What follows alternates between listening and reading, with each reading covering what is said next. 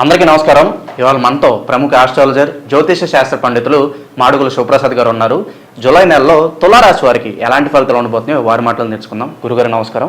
ఆశీర్వచనం. గురుగారు, జూలై నెలలో తులారాశి వారికి ఎలాంటి ఫలితాలు ఉండబోతున్నాయి కాస్త వివరించండి. శ్రీ మహాగణాధిపతయే నమః. ఐం మహాసరస్వత్యే నమః. శ్రీ లలితాంబికాదేవియే నమః.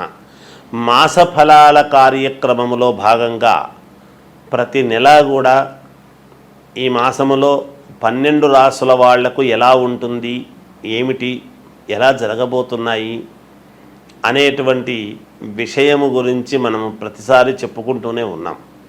ఇప్పుడు కూడా జూలై మాసం అంతా కూడా ఎలా ఉంటుంది, ఈ జూలై మాసము అని మాసం అంటున్నాము కానీ మనము ఆంగ్లము పేరుతో మనము ఇంగ్లీష్ పదంతో మనం మాట్లాడుతున్నాము కానీ ఆషాఢమాసం అనేటువంటిది 6వ తేదీ నుండి ప్రారంభమవుతున్నది కాబట్టి జ్యేష్ఠమాసము అయిపోయి ఇక్కడ దక్షిణాయనము ఉత్తరాయణం అయిపోయి దక్షిణాయనము కూడా ప్రారంభమవుతుంది. కాబట్టి ఈ మార్పులు చేర్పులు అయనము ఎప్పుడైతే మార్పు జరుగుతుందో కూడా కొన్ని గ్రహాలు అనుకూలముగా కొంతమందికి చిన్న చిన్న స్వల్ప ఏదో మిశ్రమ ఫలితాలుగాను ఉంటాయి. అయితే ప్రతి వాళ్ళు కూడా వ్యక్తిగతమైనటువంటి జాతకాలు అనేటువంటివి చాలా అవసరం. ముఖ్యంగా అందరూ ఒకే లగ్నములో పుట్టి ఉండరు కదా. ఎవరెవరు ఏ లగ్నములో పుట్టి ఉంటారో ఆ లగ్నము నుండి మనము చూసుకోవాల్సినటువంటి అవసరము ఉంటుంది. కాబట్టి పైగా ఈ మాసములో శని వక్రగతి అనేటువంటిది కూడా ఉన్నది. కాబట్టి ఎవరెవరికి ఎటువంటి ఫలితాలు ఇస్తారు, ఏమిటి, ఆ ఫలితాలు ఎలా ఉండబోతున్నాయి అనేటువంటి దాని గురించి ఇప్పుడు నేను మీకు క్షుణ్ణంగా తెలియజేస్తాను. తులారాశి వారికి ఈ జూలై మాసంలో కించిత్ మిశ్రమ ఫలితాలుగా గోచరిస్తూ ఉన్నాయి. శుభాశుభ ఫలితాలు మిశ్రమముగా ఉంటాయి, అంటే సమపాళ్లలో ఉంటాయి. ఇది కొంచెం అటు ఇటు. వ్యాపారస్తులు వాళ్ళ పరంగా గనక ఒక్కసారి చూసుకున్నట్టయితే కొంచెం అంతంత మాత్రముగానే వ్యాపారాలు నడవటం అనేటువంటిది జరుగుతుంది. ఎక్కువగా లాభసాటి ఉంటుంది అనేది ఉండదు, కానీ నష్టము రాకుండా దానికి సరిపోయింది అన్నట్టుగా ఉండవచ్చును అనేటువంటిది. ఉద్యోగాలలో అదనపు బాధ్యతలు అనేటువంటిది ఉద్యోగం చేసుకునేటువంటి వాళ్లకు ఇస్తారు. దానివలన కించిత్ కాస్త ఇబ్బందులు కలగవచ్చును. దూర ప్రాంత ప్రయాణాల వలన అలసట, శరీరానికి అలసట అనేటువంటిది కలుగుతుంది. కానీ సేవా కార్యక్రమాలలో పాల్గొంటారు. ఏదైనా సేవా కార్యక్రమాలలో అంటే మీరు ముందుంటారు చేయటానికి. అలా పాల్గొని అందరి మన్ననలు, అందరితోనూ పొగడ్తలకు ఇదయ్యేట్టుగా ఉంటుంది గాక. మీరు చాలా మంచి పని చేశారండి, మీరు వచ్చారండి, మీరు చేయకపోతే మేము ఎలాగో అనుకోయింటివండి అని ఇలాంటివి ఏవేవో కొంచెం పొగడ్తలు అవన్నీ కూడా ఉంటాయి గాక. సేవా కార్యక్రమాలలో పాల్గొన్న దాని వలన అందరినీ ఆకట్టుకోవటం అనేటువంటిది, మీకు మంచి భాషా పరిజ్ఞానం ఉంటుంది తులారాశి వాళ్లకు. మీరు ఒక మాట చెప్పారు అంటే ఆ మాటకు అందరూ కూడా మంత్రముగ్ధులై వినేట్టుగా ఉంటుంది. అంటే చాలా విషయ పరిజ్ఞానముతో ఇంకొకరికి చెప్పగలిగినటువంటి స్థాయి మీకు ఉంటుంది కాక. ద్వితీయార్థములో ధనపరముగా కొన్ని ఇబ్బందులు కలగవచ్చును. అంటే మాసము మధ్యలో కాస్త చిన్నపాటి ఇబ్బందులు ఉంటాయి. బంధుమిత్రులతో ఉన్నటువంటి వివాదాలు అనేటువంటివి ఏమైనా ఉంటే గతంలో ఇప్పుడు సద్దుమణుగుతాయి. బంధుమిత్రులతో ఉండేటువంటి చిన్న చిన్న వివాదాలన్నీ కూడా సద్దుమణుగుతాయి. నిరుద్యోగులకు ఉద్యోగ వ్యవహారాలలో సానుకూలత ఉంటుంది. నిరుద్యోగముగా ఉద్యోగాలు కావాలనుకునేటువంటి వాళ్ళు ఆ ప్రయత్నాలు చేయండి, తప్పకుండా మీకు సఫలీకృతులవుతారుగాక. ఆరోగ్యపరంగా ఇబ్బందులను అధిగమిస్తారు. ఆరోగ్యం పరంగా చాలా బాగుంటుంది, మీకు ఇబ్బంది ఉండదు. వాహన ప్రయాణాల విషయంలో జాగ్రత్త వహించండి. అంటే వాహనాలలో వెళుతూ ఉన్నప్పుడు మీ పక్కన ఎవరైనా ఉండేట్టుగా చూసుకోండి, మేలు జరుగుతుంది గాక. ఇంతకు మించి ఎటువంటి ఇబ్బందులు లేవు, అన్నీ కొంతవరకు అనుకూలముగానే ఉన్నాయి. జాగ్రత్తగా అడుగులు వేయండి, మీకు మేలు జరుగుతుంది. జయోస్తు. గురుగారు, అలాగే ఈ తులారాశి వారు ఎటువంటి పరిహారాలు చేసుకుంటే వీళ్ళకి శుభ ఫలితాలు ఉంటాయి అంటారు? పరిహారాల విషయానికి వచ్చేటప్పటికీ మీ ఇంటి దేవుణ్ణి ఆరాధించండి లేదా అమ్మవారిని ఆరాధించండి, తప్పకుండా మీకు విజయం లభించి తీరుతుంది. జయోస్తు. జూలై నెలలో తులారాశి వారికి ఎటువంటి ఫలితాలు ఉంటాయో తెలియజేసినందుకు ధన్యవాదాలు గురుగారు. అందరికీ నమస్కారం. ఇవాళ మనతో ప్రముఖ ఆస్ట్రాలజర్, జ్యోతిష్య శాస్త్ర పండితులు మాడుగుల శివప్రసాద్ గారు మనతో ఉన్నారు. ఆషాఢ మాసం యొక్క విశిష్టతను వారి మాటలోనే తెలుసుకుందాం. గురుగారు నమస్కారం.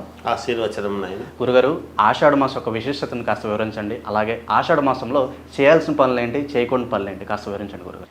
శ్రీ మహాగణాధిపతయే నమః. ఐం మహాసరస్వత్యే నమః. శ్రీ లలితాంబికాదేవ్యై నమః. ఆషాఢమాసము యొక్క విశిష్టత ఏమిటి, ఆషాఢమాసములో చేసుకోవాల్సినటువంటి పనులు ఏమిటి, చేసుకోకూడనివి ఏమిటి అనేటువంటివి సరే ఎంత తెలిసినా ఏదో ఒక అనుమానము, మానవులము సహజము కదా.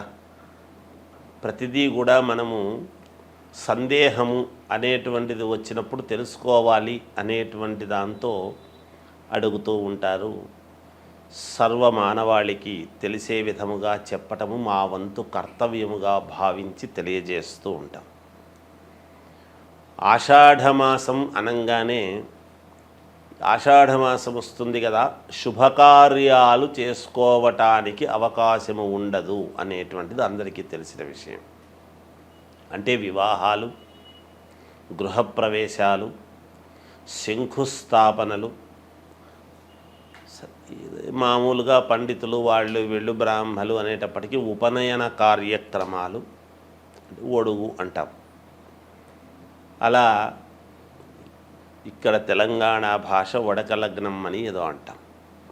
అలా ఉపనయన కార్యక్రమాలు కానీ, శంకుస్థాపనలు, భూమి పూజలు కానీ, ఏదైనా ఒక కొత్త వ్యాపారము ప్రారంభించాలి, చెయ్యాలి అని అనుకుంటే అవన్నీ ఆషాఢమాసము కదా నాయన, ఈ మాసము కాస్త ఆగి చేసుకోవచ్చు కదా అని ఇలాంటివన్నీ కూడా చెబుతూ ఉంటాం.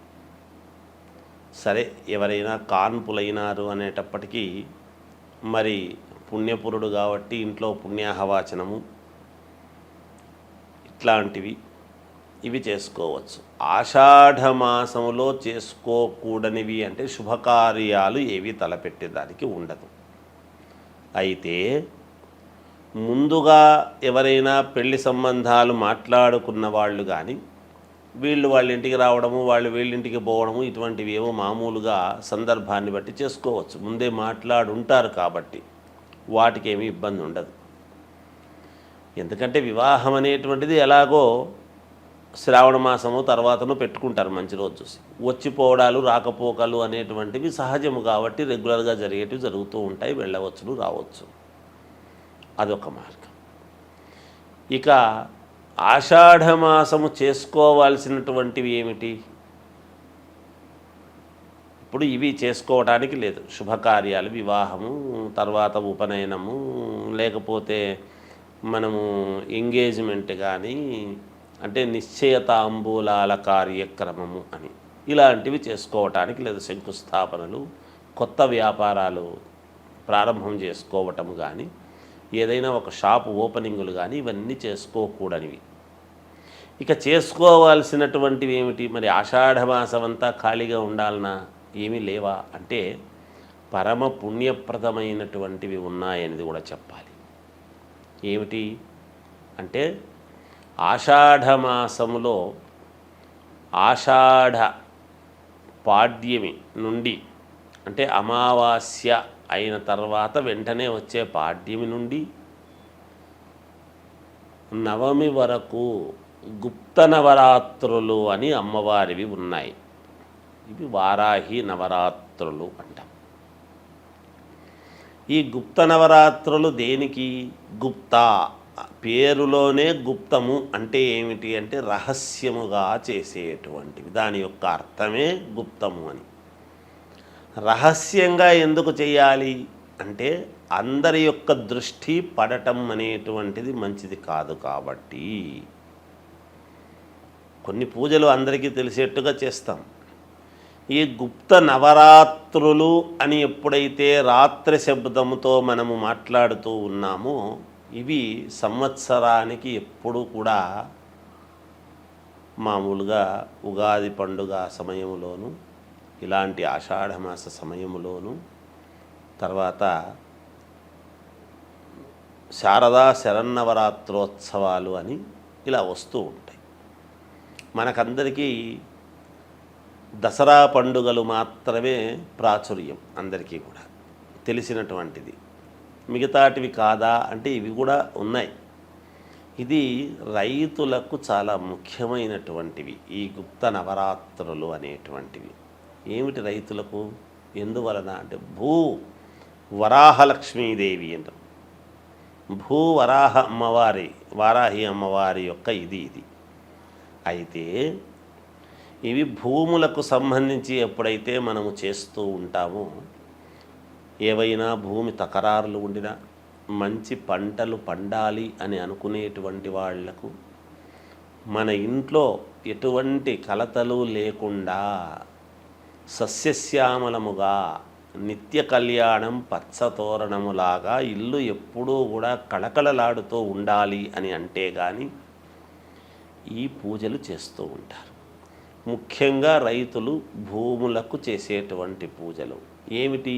ఈ నవరాత్రులు ప్రతిరోజు కూడా భూమిని పూజ చేస్తూ దశమి రోజు అనేటువంటిది ఒకటి ఉంటుంది. తర్వాత వచ్చేటువంటి ఏకాదశి, ఇత్తనాల ఏకాదశి, ఆషాఢ శుద్ధ ఏకాదశి, తొలి ఏకాదశి అని వస్తున్నది. రైతులకు చాలా ప్రాముఖ్యత కలిగినటువంటిది. ఈ దశమి నాడు ఈ నవరాత్రులు ఎప్పుడైతే అమ్మవారిని భూమిని మనము పూజ చేస్తూ ఉంటామో, మరి పంచభూతాలలో ఒకటి అయినటువంటి భూమాతను ఎప్పుడైతే మనము నమ్ముకొని కదా ప్రతి రైతు కూడా పూజ చేస్తాడో, ఆకాశము కరుణించి వర్షాన్ని ఇవ్వటం అనేటువంటిది దశమి నాడు జరుగుతుంది. ఈ చేసినటువంటి పూజలకు చాలా సంతోషించి ఎప్పుడైతే దశమి రోజు ముందు రోజు వానలు కురుస్తాయో, తొలకరి వానలు అని చినుకులు పడతాయో, మరుసటి రోజు సేద్యము చేసుకొని ఇత్తనాలు వేసుకోవటానికి రైతు ఇలా ఆకాశం వైపు చూస్తూ ఎప్పుడు కరుణిస్తుందా అనేటువంటి ఇది చూస్తూ ఉంటాడు. రైతులకు చాలా విశేషమైనటువంటిది, పుణ్యప్రదమైనటువంటి మాసము ఈ ఆషాఢ మాసము. రైతులకు చాలా ముఖ్యము అని అంటున్నాము అంటే మనందరికీ రైతు ముఖ్యము కదా. అన్నము అనేటువంటిది, రైతు అనేటువంటి వాడు లేకపోతే అన్నం ఎక్కడి నుంచి వస్తుంది? మనకు ఏ పంట రావటం కష్టమే.